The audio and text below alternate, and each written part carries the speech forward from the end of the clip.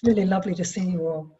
And look, this is, it's not so much a teaching as a sharing, really. And so basically I'm interested just to offer, you know, some brief oversight of this evening anyway, some earlier poetry, different genres in different historical periods. And then next week, if we're willing, people are willing, we'll spend a little bit more time with the Zen and haiku forms.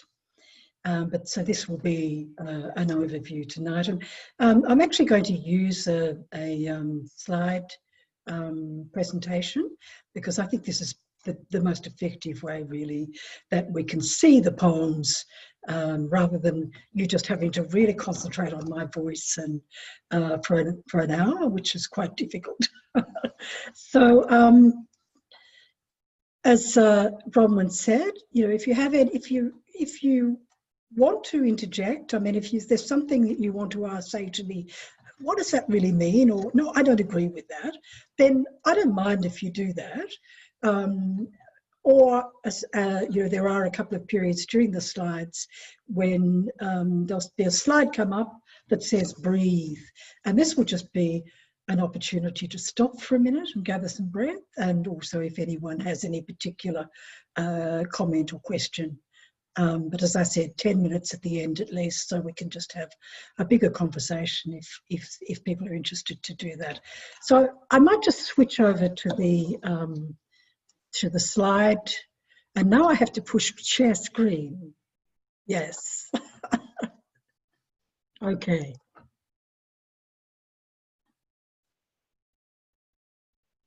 And I'm going to go from the beginning.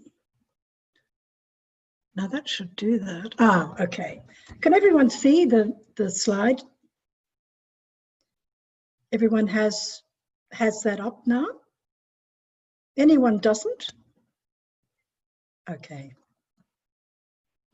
Now I'm just going to make this side, get rid of that, and I'm going to take my headphones off because it's difficult to continue to speak with them on.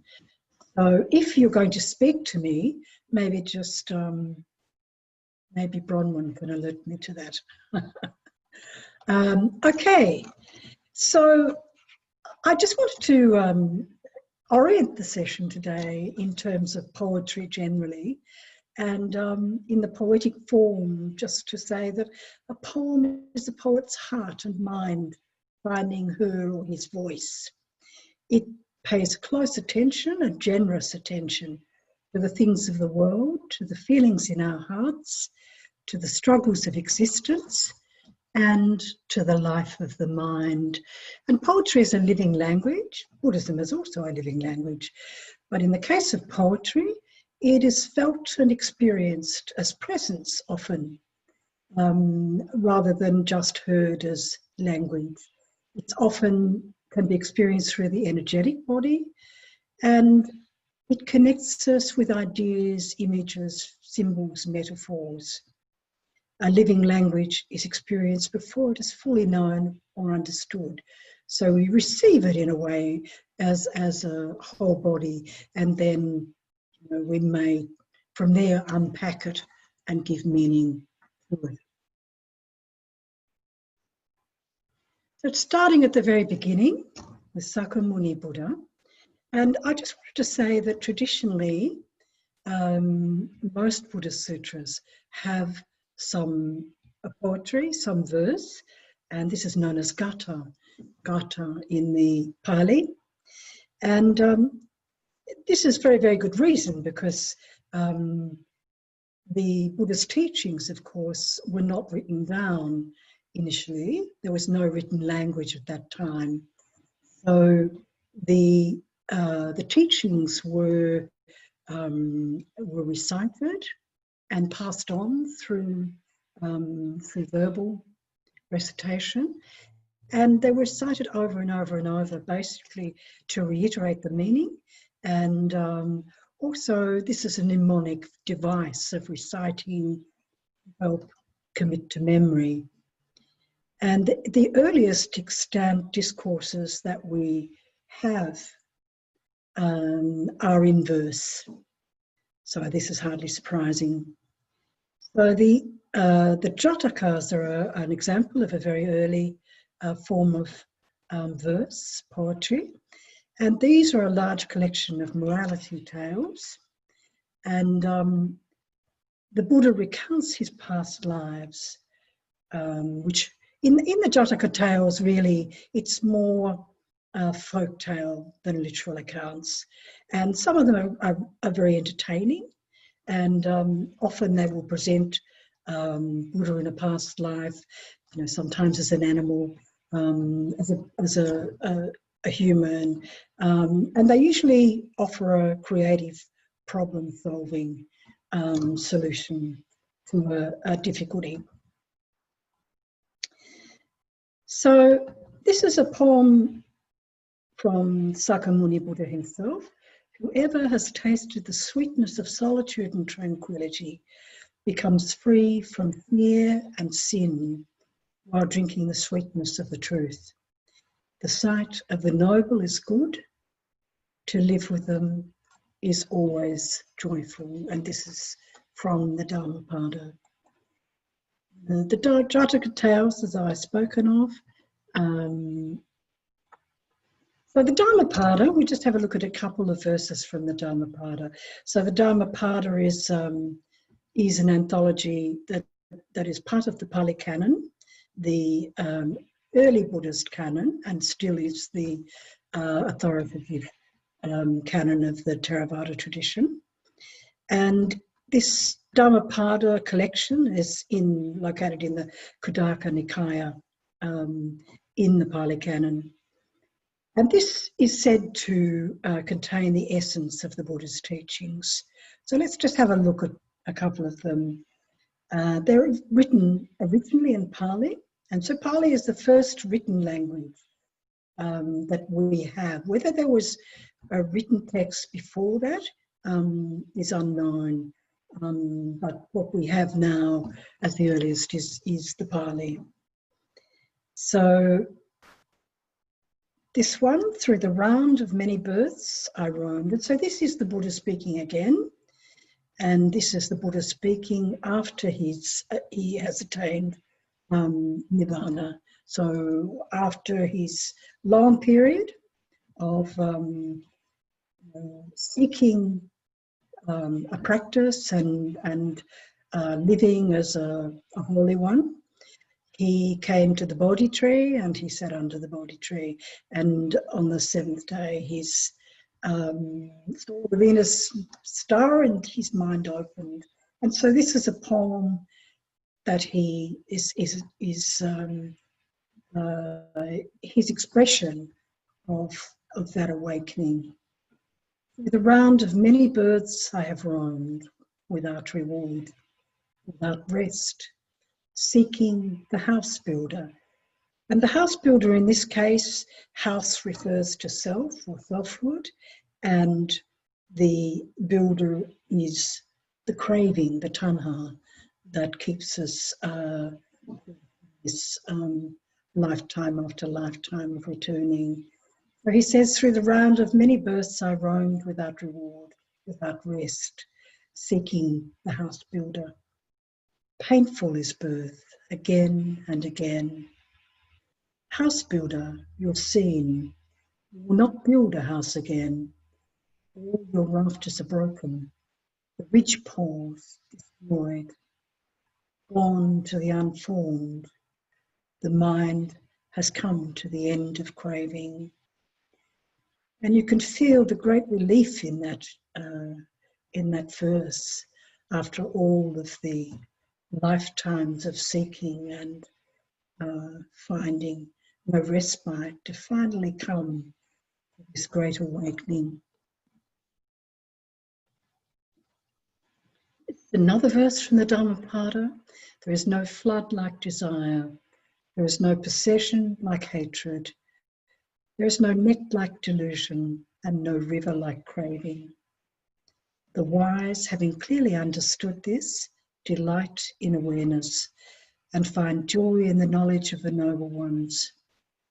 These wise ones, meditative, persevering, always using strong effort, attain nirvana, supreme peace and happiness. So you'll see that I tend to use the Sanskrit spelling rather than the Pali, and this is because my tradition is more aligned with the Sanskrit. So I'm sorry for those of you who are more used to the Pali spelling. Here I spelled Pali Nibbana in the Pali form, so please forgive me. This is another from the Dhammapada, and this is an interesting one. If you look at this image of the Buddha, Sakyamuni Buddha, lying on his side as he's preparing to pass into Pali Nibbana, and by his side, Ananda. And of course, Ananda was his great attendant. He was his cousin, but also a dear support for Sakyamuni Buddha in his life. And here we see Ananda, you know, very reverent, but I think probably also very sad, very grief-stricken that his dear companion for so many years will be leaving. And so this verse expresses his his loss really at the Buddha's passing. He says, "The old ones have gone. I don't fit in with the new. So today I'll do jhanas, I'll meditate alone, like a bird that's withdrawn to its roost." I think this is very poignant, and when you think about how central Ananda was to the life of the community while Sakyamuni Buddha was in body.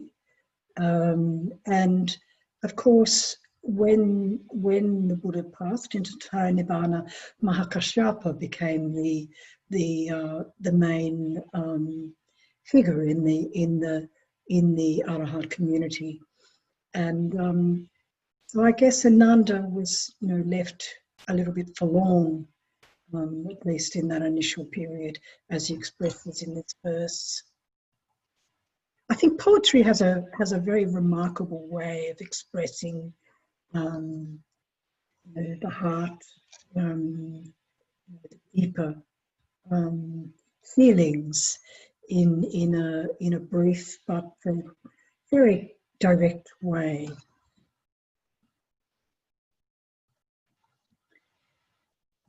Now we move along a bit.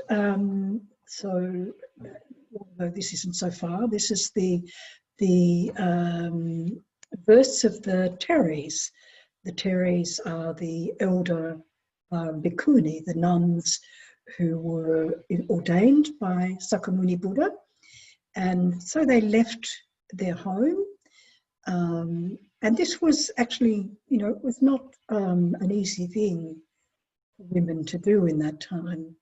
Women were very much under the direction of, you know, their partner or their family members, and were not free to go alone. And so these women were remarkable that they were able to establish, with the Buddha's support, a community, and just as the monks had them, and so many of them, you know, they were so grateful and so joyful to be able to have the opportunity to practice in the same way that the monks were.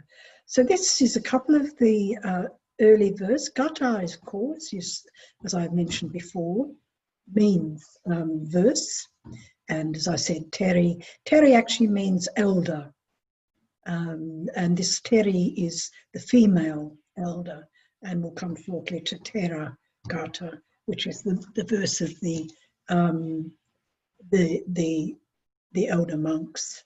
So this is the very first Gata in the collection, and this collection is is really dates from as early as the 6th century, in the time of the Buddha. And it's part of the Pali Canon, and it's found in the Khuddaka Nikaya, a collection of short books in the Sutta Pitaka. So if you're looking for it, you know where to find it. It's a very delightful collection. I really encourage you to dip into it if you haven't done that before. And the thing is that it's actually the earliest known collection of women's literature composed in India. And its directness, its quality of personal expression and insight into women's lives at that time is quite remarkable. And as we go on with this investigation, you know, you might become aware of how the style changes according to the context and the historical period, and also, of course, the the tradition that it's located in. So this is actually an unnamed nun. So many of them are, the name of the bhikkhuni is mentioned. This one. So sleep, little Terry, sleep comfortably, wrapped in the robe that you've made, for your passion is stilled, like a pot of pickled greens boiled dry. Isn't that delightful? A pot of pickled greens boiled dry. And what you'll find in these Therigatha is very homely references, really, to kitchen and hearth and children and husbands, and in a very direct way, which is different from the Therigatha, the older monks' verse. The second one is a bhikkhuni called Mutta. So freed, so thoroughly freed am I from 3 crooked things, set free from mortar, pestle, and crooked old husband. Having uprooted the craving that leads to becoming, I'm set free from aging and death. That's such a liberating expression, isn't it? You can feel the joy of Mutta in having attained Nibbana and being free of the life of the householder, but also the life of craving.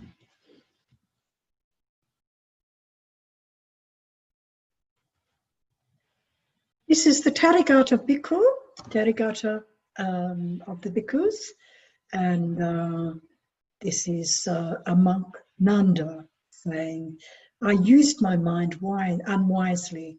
I was addicted to ornamentation. I was vain, fickle, tormented by desire for sensual pleasures. But with the help of the Buddha, the kinsman of the sun, so skilled in means, I practiced wisely and extracted any attachment to being reborn from my mind. So here, the bhikkhu has taken the path away from the passions, and with the help of the teachings has conquered the attachment to sensual pleasures. So many of the Therigatha speak of something of the struggle with the passions, which is kind of different from the Therigatha in a way. They're often speaking of the struggle with the husband and the children and the householder's life. Okay, we're moving now into the later part of the period before the first millennium, and this is Asvaghosa, who was alive during the late 100 to 150 BC. And this poem is actually, Asvaghosa was the first poet to write in classical Sanskrit. And he was a dramatist, a poet, and a narrator. And he studied the Sarvastivadin Buddhist philosophy, which was one of the early Bodhidharma schools. And he actually produced an enormous body of verse. And one of the main, most famous ones is the Buddha Charati. And this is part of that collection. And this Buddha Charati is said to have been exquisite and rivaled the Hindu Ramayana epic. And so if you know of the Mahabharata and the Ramayana epics of the Hindus, they're extraordinary epics. So it was very special for Asvagotha to be compared in this way. Having emerged from the womb gradually, he whose position at birth was never fixed. So here Asvagotha is actually speaking. So he wrote a large body of work on the Buddha's life. And so this one is an excerpt on the birth of the Buddha. Having emerged from the womb gradually, he whose position at birth was never fixed shone as if he had dropped from empty space.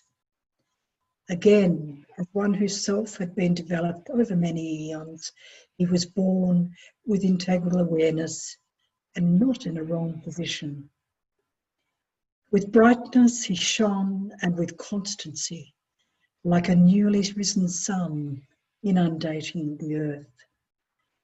Thus he blazed too brightly to be gazed upon, and at the same time the eyes in the manner of the hair-marked moon. I found it very interesting when I was in Thailand, living in Thailand in the monasteries there, and one of the monks actually pointed to the moon, to a full moon one time, and said, "What do you see in the moon?" And we talk often in the Western European context about the man in the moon. But what was pointed out to me, look, there's a rabbit, a hare in the moon, which I saw actually very clearly when it was pointed out to me. So here we see that reference in the manner of the hair-marked moon. It's a very beautiful verse about the emergence of the Buddha into life as Maya, his mother, gave birth to him. This is another one of his, a quite different style really, and some of his work is, quite simple but quite suggestive. And here he says, like birds in the evening may meet here or there, so too, from birth to birth, one embraces one's kin, whether we like it or not. Karma has a way with it. Okay, so let's just have a breathe, and if anyone has something you want to say in this space, please feel free to do that, and I'll put my headphones back on. Or just breathe. Rose, did you want to mention your observation, or would you like me to read it out for you? Because I think yeah, I could. Yeah, thanks, Bronwyn. No, I was just going to say, Sunim, that in a couple of poems back, where is it the Terigata, where she says she's like the pickled greens boiled dry, and my comment in the chat was, it's not an unequivocally positive image, like. I mean, on the one hand, there's a sort of release or relief, On the other hand, you're giving up something too, To be boiled dry is... Yeah, that's true. That's true. It's quite ambiguous, I thought. Yes, that's true. Yes. I hadn't really picked up on that, so thank you for that observation. Okay, let's keep... Sorry, someone want to say something? Oh, I was just going to observe that I noticed a similar ambiguity in, I think it was the first poem, where talking about the house builder, and that the image was of the house being destroyed, like really being trashed, and yet that was, that was the positive. So it was like, oh, that's quite, it's kind of interesting that there's... Yeah. Yes. Yeah. I guess that's the sense of, you know, the conditioned, you know, breaking apart to reveal, you know, the ultimate in a way. Yeah. Yeah, could I just say the image that I got from the pickles boiling dry was the image that, so all the turmoil of boiling water has gone, and then what's settled is the self. Yes. Yeah, that's a beautiful thought too.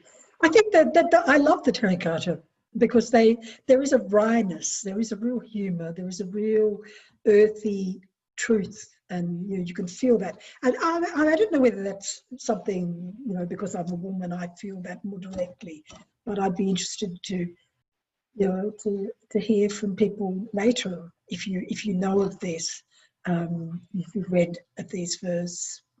So let's just keep moving so we can cover.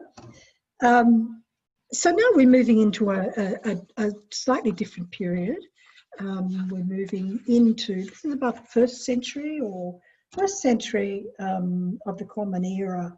And we see, I'll take my headphones off, it's difficult to keep them on. And so we're moving into a period of the second, the wheel of turning of the wheel. Now, some people may disagree with this term being used in this way, but anyway, that's what I'm choosing to use. And so at this period, the doctrine of dependent co-arising, Bodhisattva is it's clothed in a fresh language and a different imagery. And this wheel turning is marked by the perfection of wisdom, the Prajnaparamita, which is really the birthing of the Mahayana. So in this case, the Bodhisattva replaces the singular life stories of the Buddha, and you know, the Buddha is now identified with all beings who perceive the interdependent nature of reality. Now, this doesn't mean that that the earlier stories and sutras and scriptures disappear. You know, they're certainly still a major part of the Theravada tradition, and in the Mahayana too, they have a very important part. But what we see here is a moving into a different way, a different kind of consciousness, really. And the Prajnaparamita emerged really around the same time as Sophia, who was the feminine embodiment of wisdom in the Greek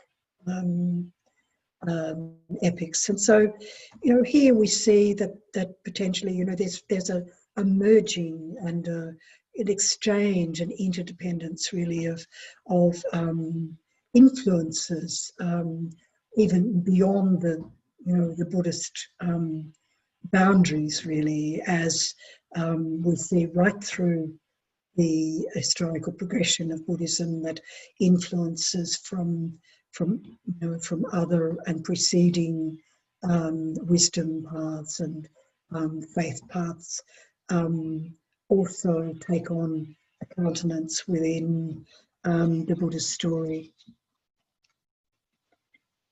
So this was really the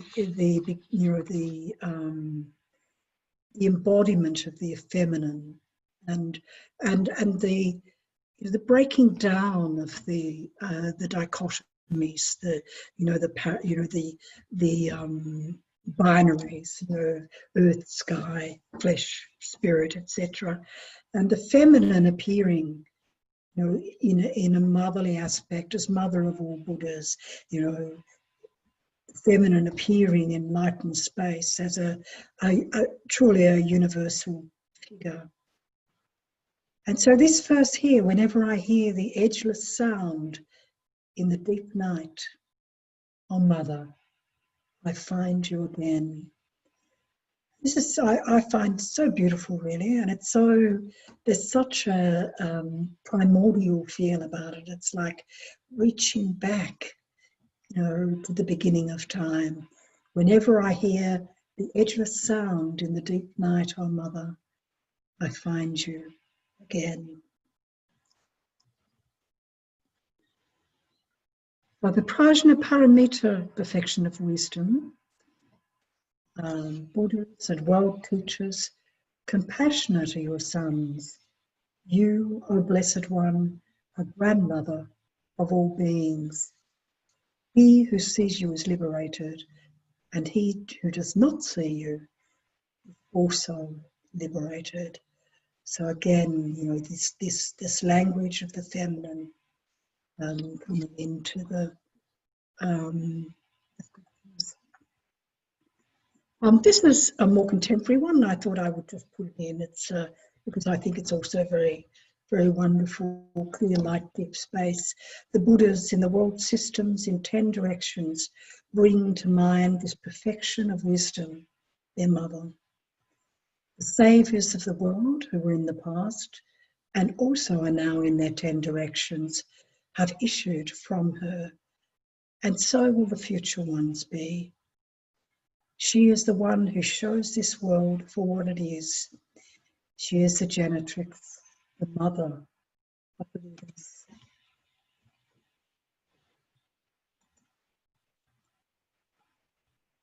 So moving on now to Nagarjuna, who also was in this period, and Nagarjuna had a big role to play in relation to the Prajnaparamita scriptures. So he was an Indian Buddhist saint in the early Mahayana period, and he was the founder of the Madhyamika school of the Middle Way. There's a legend that speaks of the Buddha giving the Prajnaparamita sutras to the Nagas. And of course, the Nagas, as some of you will know, are these mythical beings like serpents. And they were often considered to be protectors of the sutras, of the scriptures. And so the Buddha, who believed that at that time, before he passed, the world wasn't ready for these teachings, and so the legend goes, he gave them into the safekeeping of the Nagas. And Nagas are frequently mentioned in the Buddhist sutras. If you want to look them up in many different sutras, you'll find mention of them in all sorts of different circumstances.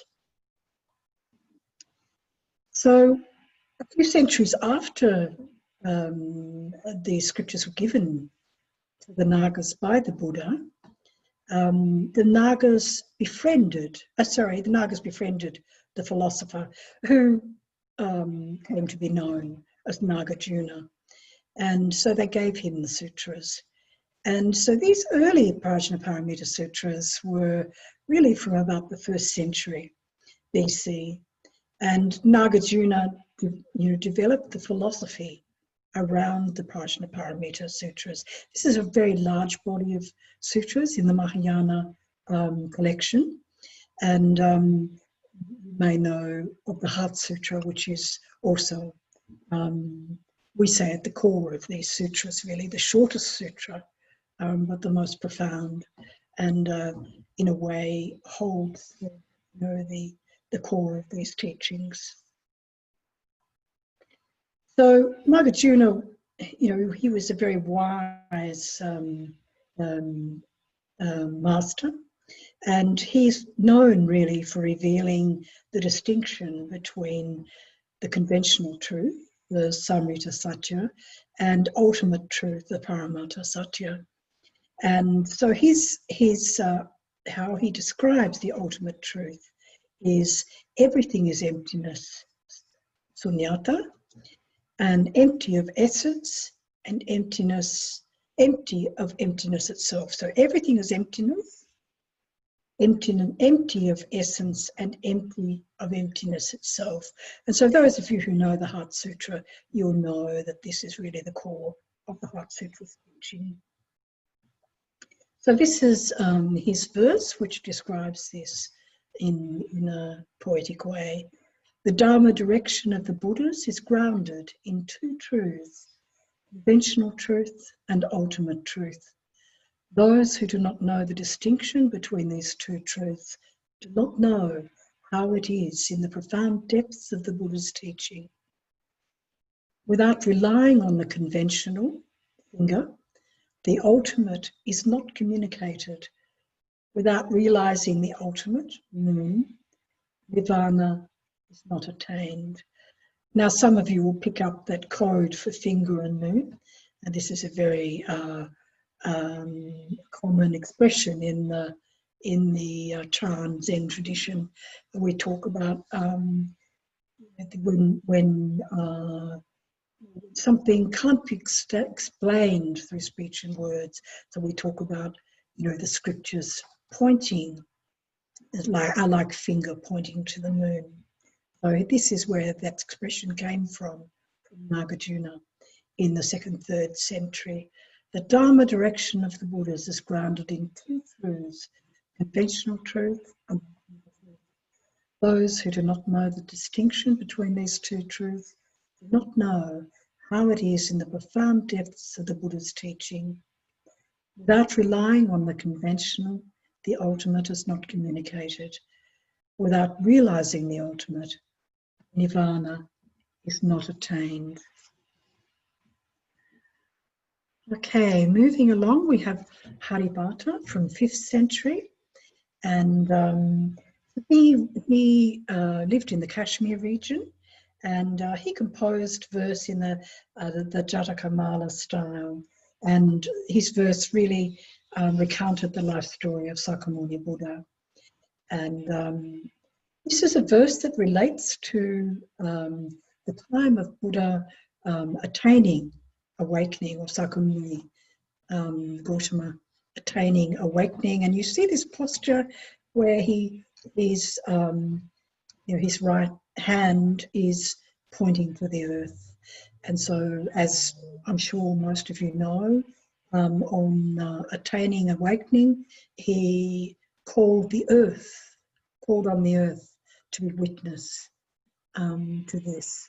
And so this is a verse from Mara, who of course was a tempter of the Buddha and tried to turn Buddha away from this great endeavour. And so when he heard the Buddha speak to the earth, calling to witness, he says, after the Lord of Sakyas had said this, the flower arrows God, him, face downcast, thinking, I am undone, sunk down, writing on the earth with sleep. Very interesting. He's facing his humiliation, really, recognizing of the Buddha's great stature. Okay, so now we have Chu in the 5th century, and so we're moving away now from the Indo-continent and we're coming into the Chinese, and we'll move back and forth a little bit, but because of the time periods. So we're looking at Jiangsu province, which is in the Southeast region of China, and Chu was a woman, and she was married. She lived as a hermit. She left her husband, and she went to live as a hermit nun. And at that time, it was a very hard life, particularly for a woman, and she had to move many times until there was a prince who became her benefactor. And he used to invite her for meals. She lived in this hermitage in a monastery and never left the monastery. And he would keep imploring, please come, I want to offer you, I want to attain merit. But she wouldn't, she refused until very late in life. And then she agreed to attend a special religious feast in her honour. And so just once she went for this feast, and she said on this occasion, Worldly people do not understand me. They call me by my worldly name of old time. You invited me to a 7-day religious feast, but the feast of meditation knows no end. And so she went back to the monastery and she never left until she died. And for those of you who are currently practicing strongly in the rains period, you may well have this sentiment yourself. The feast of meditation knows no end. Then we come, of course, to the famous Bodhidharma. I'm sure everyone has heard of Bodhidharma. So Bodhidharma was an Indian monk, and he travelled to China they're not quite sure, but anyway, somewhere between the 5th and the 6th century, people suggest. And of course, he's known as the founder of Zen, or Chan as it's called in China. Zen was a much later name that was actually came from the Japanese tradition. So originally it was Chan. It was transmitted to Korea, where it was known as Son and is still known as Son, and then finally to Japan, where it was known as Zen. So it's the same Chinese characters, but it's pronounced differently in each language. And of course, Zen, the word Zen, and the Japanese were the ones who first really took it to the West, and so Zen has become the universal term. So here we have Bodhidharma, who brought this teaching, which was called dhyana. It wasn't actually called Chan or Zen or Son, dhyana. This was the practice of open eye meditation. And so he came to China, and he had a very perplexing conversation with Emperor Wu, the emperor at that time, that I won't go into because we don't have a lot of time now to cover that. But as a result of that, he went to live in the Shaolin Mountains, and they say he faced the wall for 9 years, never leaving, and practiced strongly. And so he's known as the first patriarch of Chan or Zen. And there's also a story that he taught the Shaolin monks a form of martial arts, which he is considered also to be the patriarch of. And to understand something of Bodhidharma's message, there is a verse: point directly at the human mind, see its nature, and become Buddha. So this is his teaching. Okay, so through endless ages, he says, the mind has never changed. It has not lived or died, come or gone, gained or lost. It isn't pure or tainted, good or bad, past or future, true or false, male or female. It isn't reserved for monks or lay people, elders or youths, masters or idiots, the enlightened or unenlightened. It isn't bound by cause and effect and doesn't struggle for liberation. Like space, it has no form. You can't own it and you can't lose it. Mountains, rivers or walls can't impede it. But this mind is ineffable and difficult to experience through the senses. So many are looking for this mind, yet it already animates their bodies. It is theirs, yet they don't realize it. And so this is the Zen style of transmitting the teachings. And in this case of Bodhidharma, this is the beginning, and so it's a lot more wordy than later Zen masters use. They point to in a much more sparse use of language. But here is the truth of mind in the understanding of the Chan Buddhism.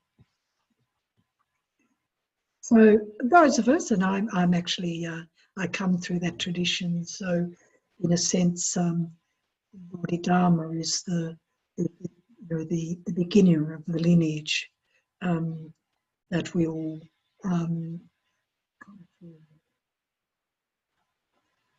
Okay, now we're looking again at another bhikkhuni, Hyon, who was always also Chinese, and she says, this body without a self can be compared to floating duckweed. This body with its troubles is like a leaf in the wind. This cycle of life and death is just like night and day. And so she was actually a descendant of Emperor Wu, who had been the emperor that had met Bodhidharma when he first came to China. And she was a sixth generation descendant. And she was also the daughter of a royal family. And after a lot of resistance, the family actually permitted her to ordain and live in the monastery. And towards the end of her death, she instructed her disciples to dispose of her body in the wilds in order to feed the birds.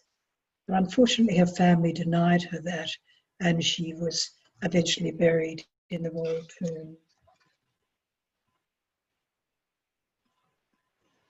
Now we come to the very famous Shantideva and his seminal work, The Way of the Bodhisattva. So he was living in India, in the very northern part of India in the 8th century. And of course, there is a very, the way of the Bodhisattva is a really very elongated form of verse. And this is just a really small excerpt from that. May I be a boat, a raft, a bridge. With folded hands, I beseech the Buddhas of all directions to shine the lamp of Dharma for all bewildered in the gloom of misery. I join my hands beseeching the enlightened ones who wish to pass beyond the bonds of sorrow. Do not leave us in our ignorance. Remain among us for our numbered ages. So, of course, Shantideva was, was really a very great bodhisattva, and he was actually the son of a king, and he also was a student and an early student of the Nalanda University in India. And at the time he was a student, he was not very engaged in a earnest way with studies, and his fellow monks used to speak of him as having 3 realizations: eating, sleeping, and shitting, excuse the expression. And they used to goad him to give a talk to the entire university body. And then one day he just kept refusing. He kept saying, "What for? No one will understand." But eventually one day he turned up and he delivered in total this verse, The Way of the Bodhisattva, and as a poetic work. And this writing describes the process of enlightenment from beginning to end.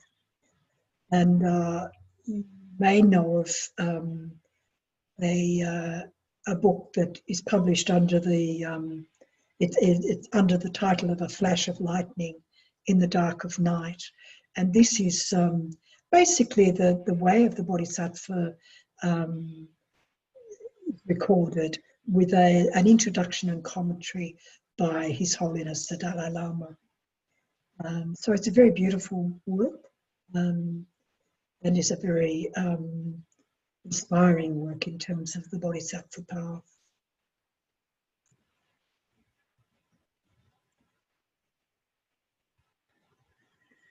Well, we come to the, again, we're back in China. So we're moving across quite rapidly. Not many aeroplanes flying, but anyway, we managed to be able to make the journey quite easily. So this is 9th century, and we have Hanshan, who is the Chinese Chan bhikkhu. And he says, I've been in the world for 30 years and I must have travelled 1,000,000 miles, walked by rivers where the green grass grows thick, and entered the frontier where the red dust rises, purified potions in vain search for immortality, read books and perused the histories. Today I return to Cold Mountain, pillow myself on the creek and wash out my ears. What a gorgeous poem. And so some of you may pick up here the reference to Cold Mountain. And so Hanshan, as this Chan monk was known, actually means Cold Mountain. And Cold Mountain, he was really the first. I don't think he's the founder. I don't think he wrote it with a view in mind that it would continue as a genre, but it has continued. And even today, there are still poets writing in this style of the Cold Mountain School, and you can find publications of these. This is a Chan genre of these poems. And Hanshan was also considered to be an emanation of the Bodhisattva Manjusri, the Bodhisattva of wisdom.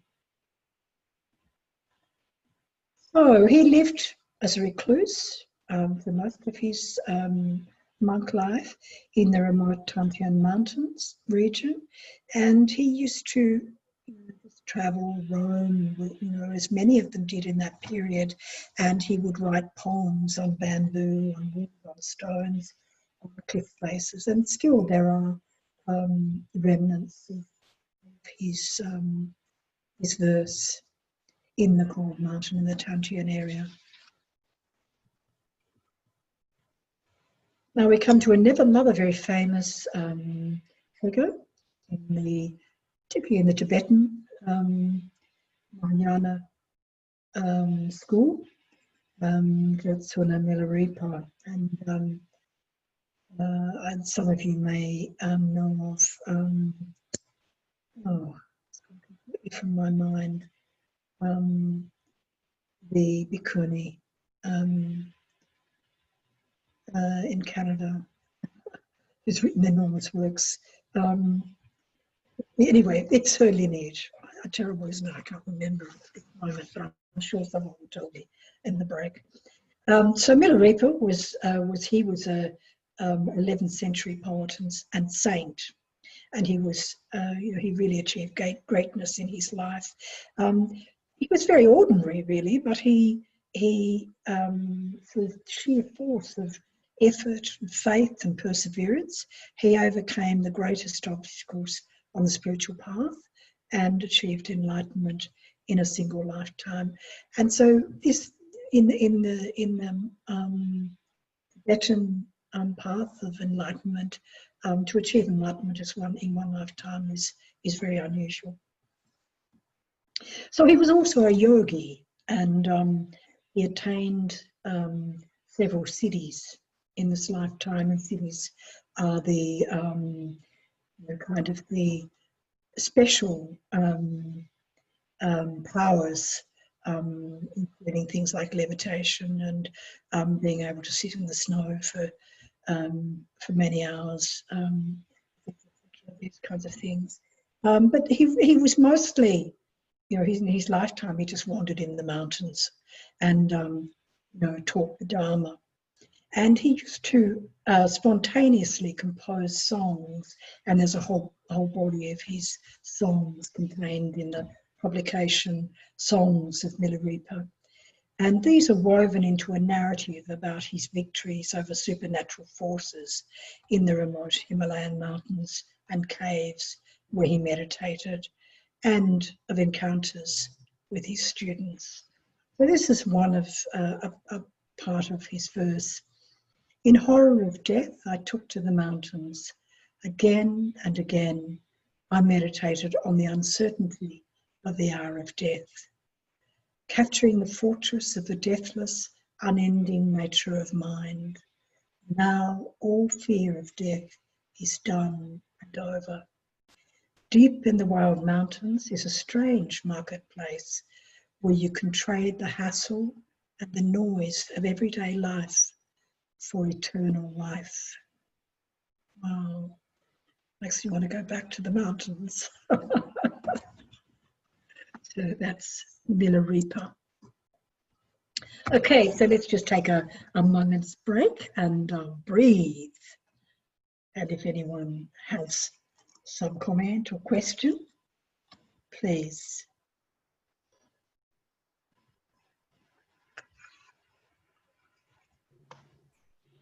Yeah, I just wondered about the... Sorry, I just need to put my... Oh, sorry. You right? Okay. With Shantideva's poem that you read for us, Yes. I just wondered what you made of the last line about when he returned to Cold Mount Hanshan, when he returned to Cold Mountain and lay down at the creek, as pillowed on the creek, and washed out his ears. Could you just give us some understanding of that, please? Well, I think the thing with Chan is that, you know, it's not really to be explained. I think what do you make of it? Because I think that's more important than me saying it means this. I think pillow myself on the creek. I think he returns to Cold Mountain, like many seekers do. They return home. Yes. Or they return back to themselves after, and especially the last words, wash out my ears. Yes. So it's almost like, okay, I've listened to all of these things. Yes. Like Rumi or somebody. I've heard all the religions. I've been to the things. There's nothing in them. There's nothing in the sacred books. Yeah, so he knows for himself. I think from the last ones, he washes out his ears so now he can hear the truth, which is, in one sense, in the natural world, is the mountain and the streams and the birds. Absolutely beautiful. You've got the mark. Yes, absolutely. But I'm a bit bewildered about pillow myself on the creek. Well, you see that the mountains, you know, the natural, the mountains were where, and still in Korea where I trained. I mean, all of the main, the practice monasteries and meditation centers are in the mountains, and so the mountain is the home. And so in those times, they wouldn't have had the big monasteries that that came later. So, and they were wanderers, and they did, that was the practice really. Was just, and when I say practice, it wasn't a deliberate thing I'm going to practice. It was the way of coming to know the truth of life, really, by, as you say, listening to the mountains, the stream, letting the nature teach us. Thank you for that. Yeah. Yes. Sorry, just to join that conversation. Thanks, Phil. That was a really great way of describing that. I loved that. And also, I mean, a couple of observations. One, and wash out my ears. Yes, what rubbish has been filling them, and what can I listen to now? It's also wonderfully prosaic. It's like sort of an ordinary thing that one might do to wash your ears. Yes. So it's very unromantic. It's very, very just practical and down to earth. So I like that about it too. But coming back to pillow myself on the creek, which is, wow, talk about ambiguity. I mean, that there is a sort of there's an ambivalence in the image. You know, on the one hand, it's, you know, to pillow myself is a bed image. You know, it's comforting. I'm going to bed. I'm sleeping, but you know, here I'm sleeping on the creek, which of course is, you know, is moving. It's not a bed. You know, it's not a bed in the way that we understand it. So it seems to me, again, it's a push me pull you image on, you know, that sense of, you know, where comfort is found, and, you know, almost moving out of a life. To pillow myself on the creek is almost to become one with the water in a way. That's right. Yes. It's really a complex little. That's nicely put. I'm just thinking when you say that too, it just reminded me a little bit of jumping ahead to Zen in America with the beats and that later. But pillow myself on the Snyder. creek, it actually reminded me a little bit of maybe Hermann Hesse's fable of Siddhartha, the book. Yes, of course. Well, where he ends up listening. It's early tradition. Listening to the sound of the creek, and that was his lesson after all that he'd done. I mean, some people are quite critical of Hesse's book, think it's quite simplistic and he didn't really understand too much of Buddhism. But I think it's an interesting book, and it was a little bit of a cultural phenomena in the States for youth as Suzuki had arrived. So it was quite interesting in that way. But I like that pillow on the creek. Yes. It can mean I think you know, with Zen expression, there is, you know, there's not one way to understand it, and there is, you know, depth after depth after depth. So, you know, as you know, with a koan, for those of you who understand that form, you know, there's not an answer. It is, you know, you hold it, you know, that ambiguity. And eventually, in holding it in that practice of, you know, of openness, you know, meaning will arise for you. And there's very few koans, very few, that actually have a literal answer to them. They are a teaching tool, and they're a teaching tool in the way of, you know, we explore and find our own answers to life through them. Yeah, they kind of act as pointers in a way. That's right. We go back to finger pointing at noon. Yeah. And so that's very much the you know, the orientation of them. But let's just keep moving, because I just want to get through. Otherwise, we're going to run out of time, and I do want to have a little bit of time at the end, so, you know, we can talk about this a bit later if we can, if we can move through. Are you okay for me to keep moving now?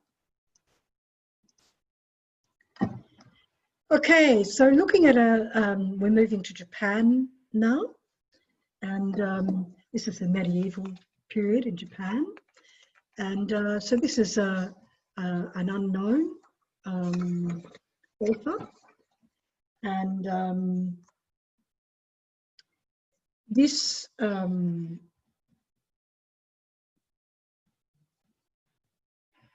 is focusing on the early style of the physical characteristics of the Buddha. And it's rare indeed are the footprints where trod the man who lacked none of the 32 marks and the 80 signs of a Buddhahood. Unworthy though I am, I cast my black robe of a monk upon this suffering world, living here on the Mount of Timber. Rare indeed are the footprints where trod the man who lacked none of the 32 marks and the 80 signs of Buddha. Unworthy though I am, I cast my black robe of a monk upon this suffering world, living here on the Mount of Timber. So we just keep moving. I'm just coming now to Korean examples, Korean song. And this is Nang Hagen, who lived in the 14th century. And he received direct transmission, for those of you who know something of the Zen historical lineages. He received direct transmission from Linchi, or I can't remember the way the Japanese word for it. So Linchi, or as we call, it's the Rinzai school. So he says in the great, this is called in the Great Void, a man may wear 1,000 faces, yet he always belongs to emptiness. Who knows the reality in front of their eyes? When the clouds clear, the autumn moon brightens the skies.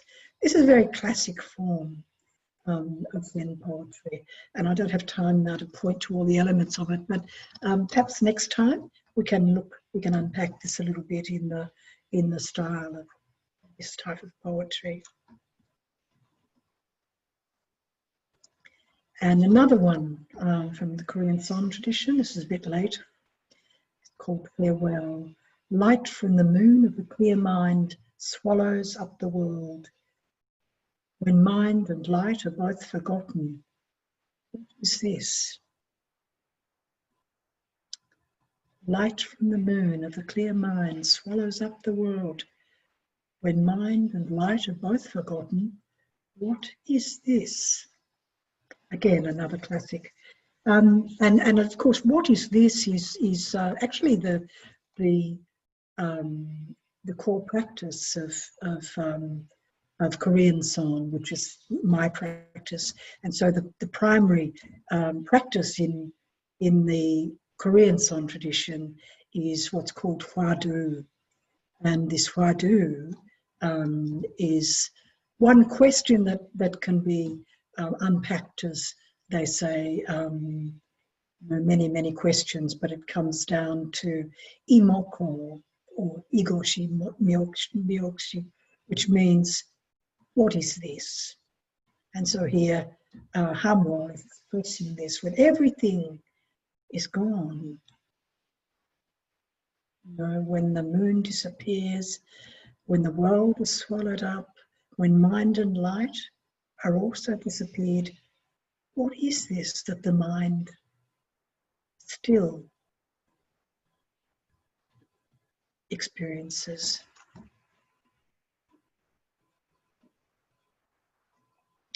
Now, the interesting thing with the Korean Zen practitioners or song practitioners was that in the about the 13th century, the Neo-Confucian influence arrived from China into the Korean peninsula, and this was a time of really, driven by the Chinese Confucianists, of bringing Confucianism to the fore again. So Confucianism had predated Buddhism's arrival in China, and then Buddhism came into its height. But then, around the 13th century, Confucianism was again, really promoted by the state and encouraged. And so in this time in Korea, monks were banished from the towns and the cities, and they were forbidden to beg for their food and necessities. And so those who survived that period did so by going deep into the mountains, and the local people took care of them. So during this period, there was a great brightness that came into the song practice, with the hardship and the isolation, and just really being deep in the nature. You see this in this particular poem. Moving now back to Japan, and we have the this is the beginning of the haiku period in Japan. So many of the Zen monks, they also took on the haiku form, which we'll talk about next time. And so ryokan, which is still very popular today, was a Japanese Zen priest, and he was actually in the Soto Zen tradition, and he lived much of his life as a hermit. And he's really remembered not just for his poetry, but for his calligraphy. And here is one of his calligraphies. And all of his calligraphy really points to the essence of the Chan Zen life. And he says here, don't liken it to a tile or pebble. Don't even compare it to a jewel. It's as rare as a black dragon's horn, as vital as a blue elephant's trunk.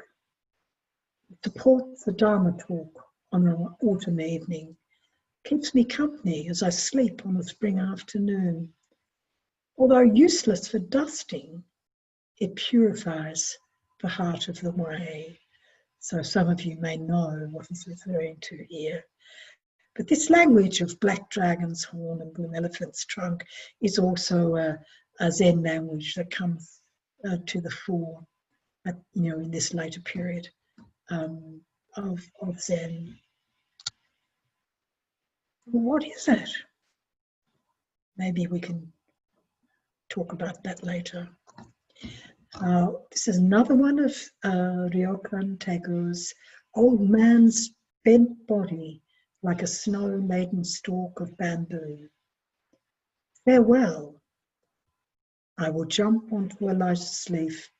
Let people call me a frog.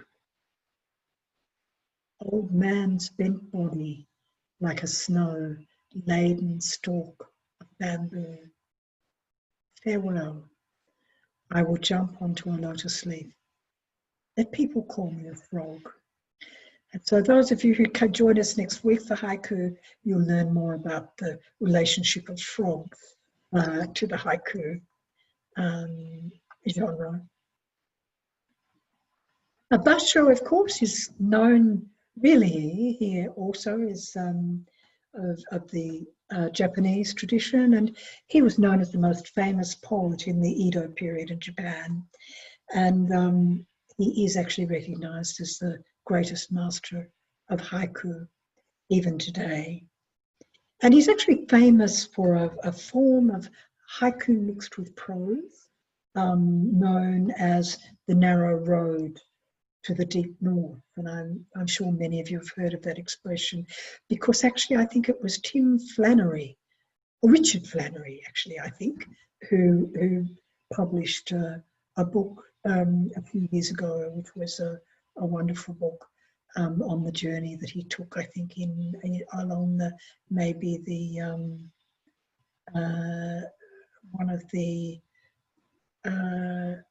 tracks of the during the Second World War period of the prisoners of war.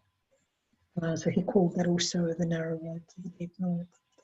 And so this collection of haiban, as it's known, of prose and haiku combined, was actually a story of his 1,200-mile, his last journey that he walked. So he was a great walker, like many of them, in the mountains, and he walked 1,200 miles, which he covered over 5 months with a dear friend, and that was the last of his journeys. And I think this might be the final one, Kunabashi Isu, who is for me just the quintessential of the Zen haiku poets. And so he was of the Jodo Shinshu sect, and he published many poems and journals in his lifetime, and he was known simply as Isa. And Isa actually means, this was his pen name, and Isa actually means cup of tea. And so for those of you who know something of the Zen tradition, you'll know that we actually drinking tea is a large part of our tradition and our practice. And so Isa is regarded as one of the 4 most famous of the haiku masters, along with Bashu and Ryuk and Busan. And this is a poem, first one here, the 4 lines, that he wrote after his daughter died. And his daughter actually died at a young age. She was still a child. And so he was deep in grief, and he wrote this poem. The world of dew is, yes, a world of dew, but even so.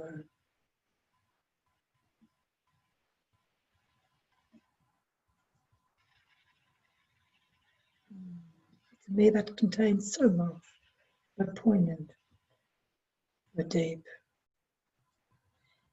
And the next one, everything I touch with tenderness, alas, pricks like a bramble. And I imagine that that was also written around the same time in his grief.